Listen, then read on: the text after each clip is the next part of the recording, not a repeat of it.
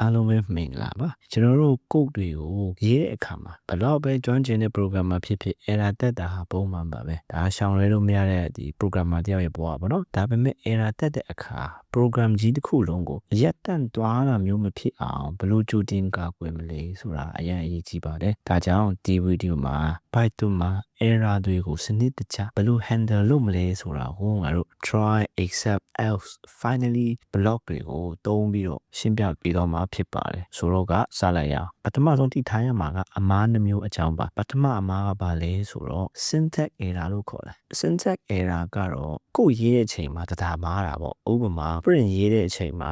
နောက်မှာကွင်းစကွင်းပိတ်မပါခဲ့တာတို့ပေါ့နော်ဒီလိုမျိုးပဲ hello world လိုမျိုးရေးလိုက်လို့ရှိရင်ပေါ့ဒါမှမဟုတ်လည်းကြံခဲ့တာပေါ့နော်ဒါမှမဟုတ်လည်းစာလုံးပေါင်းမားတာပေါ့နော်ဒီလိုမျိုး hello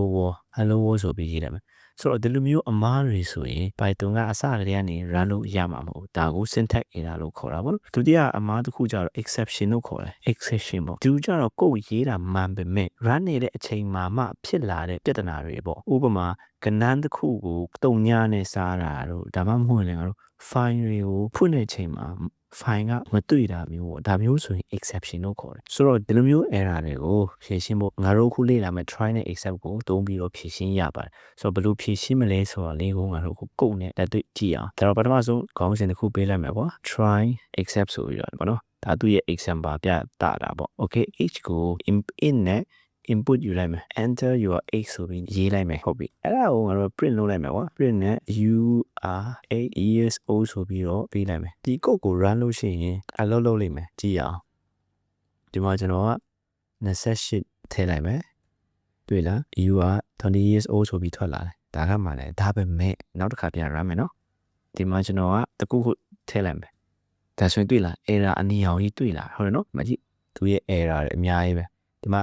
ငါတို့မှထားမှာဒီမှာ value error ဆိုတာဒါကငါတို့တမ်းဖိုးမားတယ်လို့ခေါ်တယ်ဒီလိုမျိုး error ပေါ့နော်ပြောမယ်ဆိုခါတော့ exception ကိုပြောတာပေါ့ဒီ exception ဆိုတာဒီလိုမျိုး error ပြောတာဟုတ်ပြီနော်ဆိုတော့သူရဲ့ invalid literal for in with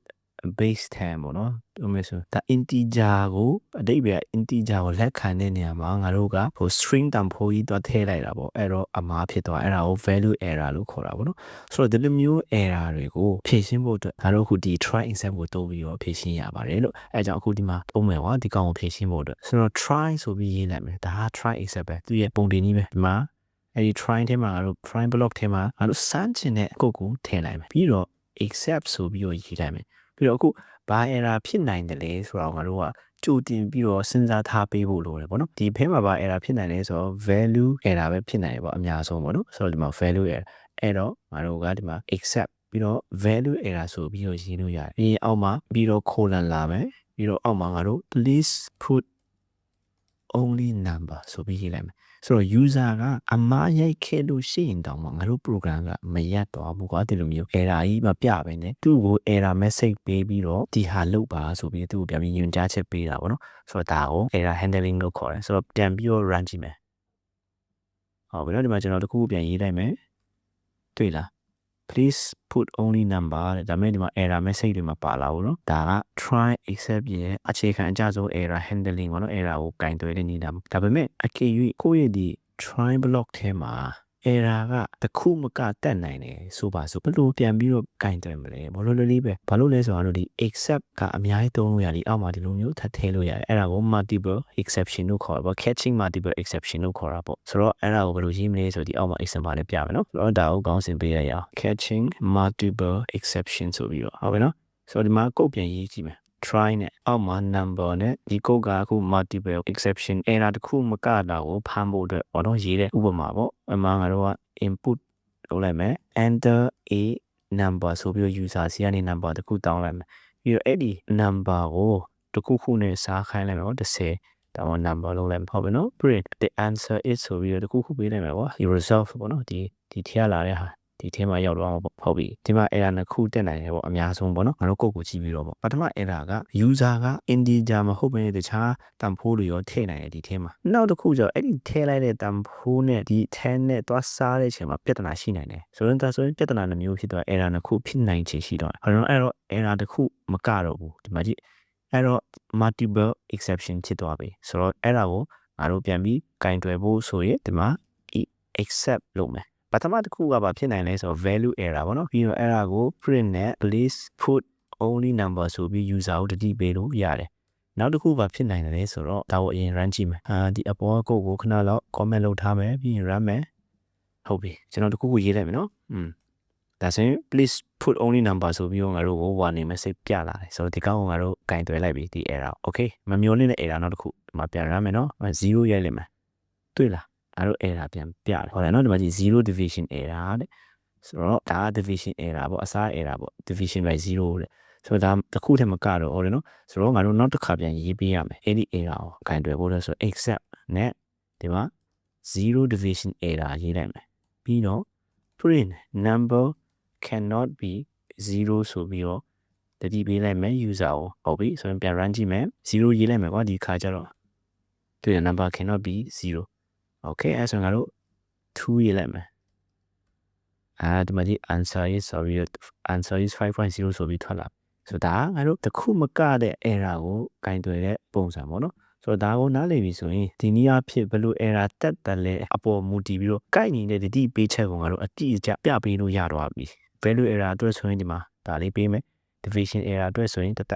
ဒီမှာငါတို့အတိအကျငါတို့ user ကိုတွားပြီးတော့တတိပေးလို့ရတယ်။ Okay ဒါနဲ့မပြီးသေးဘူးတခါတလေမှာဘာ error တက်မလဲဆိုတာကြိုမသိနိုင်တဲ့အခြေအနေတွေလည်းရှိတယ်။အဲ့ဒီအခါကျရင်ရောဘယ်လိုလုပ်မလဲ။နောက်တစ်မျိုးရှိတဲ့ error handling မှာအဲ့ဒါဘာလဲဆိုတော့ exception as e ဆိုပြီးတော့ပေါ့နော်။ဒါကတော့ရိုးရိုးကောင်းစင်ပေးတာပေါ့။ဒါကအသိပြကွာ။ဘာ error ပဲလာသူအကုန်ဖမ်းနေဆိုတဲ့သဘော။တင်မလား။အတိအကျဖြစ်လာမယ့် error ကိုသူက target လုပ်ပြီးဖမ်းတာမဟုတ်ဘာပဲလာဘယ်လို error ပဲလာသူအကုန်ဖမ်းပြီးပုံစံပေါ့ဆိုတော့အဲ့ဒါကိုငါတို့ပြန်ပြီးတော့ကြည့်အောင်အပေါ်အကုတ်ကိုပဲတစ်ချက်ယူလိုက်မယ်ကွာဒီ try ကုတ်ကိုပဲဟုတ်ပြီခဏတော့ဒီကုတ်မှာကြတော့မဆိုင်တဲ့ငါတို့ခုကဒီမှာ value error ကိုဖမ်းထားလို့ရှိရင်ဒီ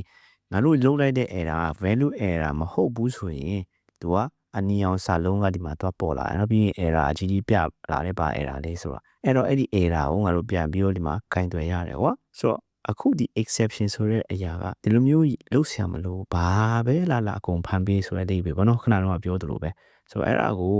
ဒီလိုသွားပြီးရေးလို့ရတယ် except being exception as e ဒီမှာရက်လဲရတယ်ကွာအမှန်ပဲ as e ဆိုပြီးပေးလိုက်မယ် print နဲ့ဒီလိုရေးလိုက်မယ်ကွာ something is wrong ဆိုပြီးတော့အဖြေပေးလိုက်မယ် error ကို e ဆိုပြီးလုပ်လိုက်မယ်ဟုတ်ပြီနော်ဆိုတော့ဒီအပေါ်ကဟာကိုနောက်တစ်ခုပြန်ပြီးတော့ comment လုပ်လိုက်မယ်ပြီးတော့ပြန် run ကြည့်မယ်ဒီပုံစံမှာလည်း error မျိုးဖြစ်နေတယ်နော်တွေ့လားဒီမှာကြတော့ငါတို့အတိအကျကြီး target လုပ်ရနော်ဒီမှာကြိုက်တဲ့ error ကိုဖြစ်ခိုင်းလိုက်မယ်ဒီမှာကျွန်တော်ဒီလိုလုပ်လိုက်မယ်ကွာတွေ့လား something is wrong ဆိုပြီးတော့ငါတို့ error message ပြလာတယ်ပြီးတော့ဘာ error ဖြစ်လာလဲဆိုတာဒီမှာနောက်မှာဖော်ပြပေးတယ်ဟုတ်ပြီပြန် run မယ်0ပြန်ရိုက်ထည့်မယ်နော်တွေ့လား error ပြန်ဖြစ်တယ် error division by 0ဆိုပြီးတော့ပြလိုက်ကျွန်တော်ဒီကောင်းရဲ့အဓိပ္ပာယ်ကလာသမျှ error ပါအကုန်လုံးကိုဖမ်းပြီးငါတို့တိတဲ့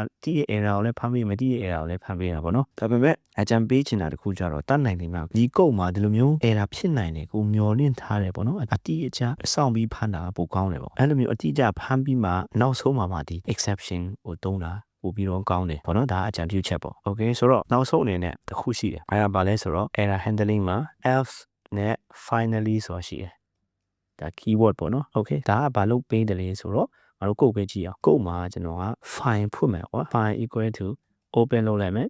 ပြီးတော့ data.txt လုပ်လိုက်မယ်ဘာလို့ဆိုတော့ကျွန်တော်မှာ file ရှိလို့ပေါ့နော် data.txt ဆိုပြီး read လုပ်မယ် content ကတော့ file.read ဖတ်ခိုင်းလိုက်မယ် file ကိုပြီးတော့ except နဲ့ဒါဒီမှာဘာဖြစ်နိုင်လဲဆိုတော့ file not found error ဖြစ်နိုင်တယ်ပေါ့ဘာလို့လဲ file ကိုတွားပြီးတော့ဖတ်မယ်ဆိုတော့ဘာလို့မတွေ့ရင်ဖတ်လို့မရအောင်အဲ့ချိန်ကျ error တွေ့နိုင်တယ်ပေါ့အဲ့လိုမျိုးဖတ်လိုက်မယ် file not found error နဲ့ဖတ်လိုက်မယ်ကွာပြီးတော့ print ထဲမှာ file not found ဆိုပြီးတော့ကြည့်လိုက်မယ်ဟုတ်ပြီနောက်တစ်ခုက else နဲ့ print file has been successfully read ဆိုပြီးတော့ရေးလိုက်မယ်ပေါ့နော်ဟောမြင်စွာဖတ်ပြီးသွားပြီပေါ့နော် finally ဒါသူရေးပုံရေးနေရပေါ့နော်ပြီးလို့ရှိရင်ပြန်ရှင်းပြမယ် that job is done ပေါ့နော်အလုပ်ပြီးသွားပြီပေါ့ဒီနေ့ပြဆိုရင်ဟုတ်ပြီဆိုတော့ဒီမှာ open data.txt text file ပေါ့နော် text file data ကိုယူပြီးတော့ဖတ်တာပေါ့နော်ဆိုတော့ဒီမှာကျွန်တော်မှာကျတော့ data.txt text file ရှိရပေါ့နော်ဆိုတော့ဒီကောင်ကိုကျွန်တော်ကဘာလုပ်မလဲဆိုတော့ rename လုပ်ရအောင် rename နဲ့ l လုပ်လိုက်မယ်ကွာအမားဖြစ်အောင်ပေါ့ပြီးတော့ ဒီမှာကိုမပြင်းခိုင်းဘူးဒီတိုင်းပဲသွားမယ်ဟုတ်ပြီပြီးတော့ပြန် run ကြည့်မယ်အော် sorry ဒီအပေါ်ကကို comment ပြန်လုပ်လိုက်မယ်ပြီးတော့ပြန် run လိုက်မယ်တွေ့လား file not found the job is done okay ဆိုတော့ဒါကသူပြပေး error message ကိုပြောပြပါတော့ဆိုတော့သူရဲ့အလုပ်လုပ်ပုံ try နဲ့ code run ပြီးတော့ error ဖြစ်လာလို့ရှိရင်ဒီ except block ထဲကိုရောက်ရှိပြီးတော့သူရဲ့ဒီငါတို့ပေးထားတဲ့ဒီ warning message ပေါ့နော်ဒီပေး message ကတော့ပြီးတော့ print လုပ်ပေးရပေါ့ဒါ error ဖမ်းတာပေါ့နော်အမားကိုဖမ်းတာဒါပေမဲ့ဒီ else ကဘာလုပ်ပေးတယ်လဲဆိုတော့ဒီ try block မှာလို့အောင်မြင်သွားပြီး error မရှိဘူးဆိုရင်ဒီ else ကသွား run တယ်သူရဲ့ကို run ပုံရနေရအကယ်၍ဒီမှာ error ရှိလို့ရှိရင်ဒီ else ကမ run တော့ဘူးပြီးသွားပြီဒါပဲသူရဲ့အလုပ်လုပ်ပုံကနောက်ဆုံးအနေနဲ့ finally ဆိုတဲ့အဓိပ္ပာယ်ကွာဒီကောင် money ဖြစ်စေမားတွေဖြစ်စေဒီကောင်လဲအလုပ်လုပ်တွေဖြစ်စေမလုပ်တွေဖြစ်စေအမြဲ run တယ်ဒီ finally ကဒီမှာကြည့် the job is done အမြဲ run တယ်သူကဘယ်သူမှမမီခိုဘူးအပေါ်ကနေအောက်ကိုသူက run ပေးအဆင့်လိုက်ပေါ့နော်သူရဲ့ run တဲ့အချိန်ရောက်ရင်သူက run လိုက်တယ်အဲ့တော့ဒီ try block ကအောင်မြင်ရင်လဲ error မရှိရင်လည်းဒီကောင် run မှာပဲ error ရှိရင်ဒီကောင် run မှာပဲအဓိကတော့ဒီ else ပဲနော် else ကတော့ဒီ try block ကအောင်မြင်လို့ရှိရင်ဒီကောင်က run သွားမယ်မအောင်မြင်လို့ရှိရင်except block က run လိုက်မယ်ဒါသူရဲ့ top ပုံသွားနေပဲเนาะဆိုတော့ဟုတ်မဟုတ်လေးကြည့်အောင်အခုဒီမှာပဲကြည့်လိုက်ပါ find not found ပေါ့เนาะ find not found ဆိုတော့ဒီ block ကမားသွားပြီမားသွားတော့ဒီ else ဆိုတဲ့ဒီကောင်ကမ run တော့ဘူးဟုတ်လားเนาะဆိုတော့အောင်မြင်အောင်လုပ်လိုက်မယ်ဒီကောင်ကိုပြန်ပြီးတော့ rename နဲ့လုပ်လိုက်မယ်ပြီးတော့ run လိုက်မယ်เนาะတွေ့လား find has been successfully read the job is done ဆိုတော့ဒီကောင်ကဒီ try block ကမှန်မှာဒီကောင်ကလှုပ်တယ်ဆိုတော့ပြတာတာပဲဒါပဲသူရဲ့ error handling ကဒီမှာအမျိုးမျိုးငါတို့လုပ်လို့ရတာပေါ့နော်တခြား error တွေကိုငါတို့ဒီကင်တွဲတဲ့အချိန်မှာငါတို့လိုချင်တဲ့ message ကဒီမှာအများကြီးပေးလို့ရတာပေါ့နော်ဟုတ်ပြီနောက်ဆုံးအနေနဲ့ကတော့ငါတို့ custom error ကိုလုပ်တယ်လို့ခေါ်တယ်အဲ့ဒါကိုငါတို့ကဘာခေါင်းစဉ်ပေးမလဲဆိုတော့ raising custom exception လို့ပေးလိုက်မယ်သူ့မှာကျတော့ raise ပေါ့ဒီကောင်ကိုတုံးပြီးတော့ငါတို့ဖန်တီးချင်တဲ့ error ဖန်တီးလို့ရတယ်ဟုတ်ပြီနော်အဲ့ဒါဘယ်လိုလုပ်မလဲဆိုတော့ကြည့်အောင်ဒီကောင်ကိုပြန်ပြီးတော့ comment လုပ်လိုက်မယ်ဒါလည်းလိုလေးပဲလုပ်လိုက်ရအောင် in နဲ့ h နဲ့ in input နဲ့ enter your h ပေါ့နော်အတက်ကိုထည့်ခိုင်းလိုက်မယ်ပြီးတော့ if h က greater than 0တဲ့ငယ်လို့ရှိရင် raise ဆိုပြီးသုံးလို့ရတယ်ဒီမှာရေးပုံရေးနေ raise ပြီး value error ဆိုပြီးရမယ်ဒါကငါတို့ print မလုပ်လို့တခါလေးကိုငါတို့ကraise လုပ်လိုက်တာဒီလိုမျိုး error တစ်ခါလဲငါတို့လုပ်လို့ရတယ်လို့ပြောချင်တာပြီးတော့အဲ့ဒီ value error ထဲမှာ h cannot be negative ဆိုပြီးရေးလို့ရတယ်ဆိုတော့ငါတို့တနည်းအားဖြင့်ဆိုရင် try နဲ့ catch လုပ်ဆရာမလို့တော့ကွာ error ကိုဖမ်းဖို့အတွက်တစ်ခါလေးမှာ raise keyword နဲ့ value ဖြစ်လာမဲ့ error ရဲ့ဟာကိုတစ်ခါလေးဖမ်းပြီးတော့ value error ပေးလိုက်မယ်ပြီးတော့ warning message ပေါ့နော်ပေးလိုက်မယ်ဒါပဲရပြီပြီးတော့နောက်ဆုံးနေတော့ print ပေါ့နော် f နဲ့ your h is ဆိုပြီးတော့အဆုံးသတ်လိုက်မယ်ဟုတ်ပြီဒါကို run ကြည့်မယ်နော်0လုပ်လိုက်မယ် HTC ကို0ကြီးလက်ခံနေရနော် okay အဲဆိုရင် -6 လုပ်လိုက်မယ်တွေ့လား error တစ်ခါလေးပြတယ် h cannot be negative တဲ့ဒီမှာ value error မိုင်းတယ်နော်ငါတို့ကဒီလို error ကိုငါတို့ကိုယ်ပိုင်လုပ်လိုက်တာဒီမှာ raise value နဲ့ h cannot be negative ပြီးလို့ရှင် value error h cannot be negative ဆိုပြီးပြလာတယ်ဟုတ်နော်ဒါကငါတို့ရဲ့ custom ဖန်တီးရဲ့ error ပဲဒီမှာဆိုရင် attack ကိုအနှုတ်လက္ခဏာထည့်လိုက်ရင် Python ကလက်ခံပါမယ်ကျွန်တော်တို့ raise တိုးပြီးတော့ value error ကိုအတင်းတက်ခိုင်းလိုက်တာဖြစ်ပါတယ်ဟုတ်ပြီနော်ဒီနေ့အဖြစ်ဆိုရင်ဒါကကိုယ့်ရဲ့ကိုပို့ပြီးစီကန်းကြအောင်ထိန်းချုပ်တဲ့နေရာမှာအသုံးဝင်တယ်ပေါ့နော်ဆိုတော့ error ပို့ပြီးတော့တင်းကြအောင်လုပ်လိုက်တာပေါ့စီကန်းကို okay ခုဆိုရင်ငါတို့ Python မှာ error တွေဘယ်လိုစနစ်တကျဂိုင်တွယ်တယ်လဲဆိုတာကိုအသေးစိတ်နားလည်သွားပြီလို့ထင်ပါလေကိုယ့်ရဲ့ project တွေမှာဒီနည်းလမ်းကိုဒီချသုံးချကြည့်ပါဒီ video လေးအကျိုးရှိတယ်ဆိုရင် like ပေးဖို့မမေ့ပါနဲ့နောက်ထပ်ဘယ်လိုသင်ခန်းစာသင်ပေးရမလဲဆိုတာကိုလည်း comment မှာဆွေးနွေးသွားလို့ရပါတယ်အားလုံးပဲနောက် video မှာပြန်တွေ့ကြပါမယ်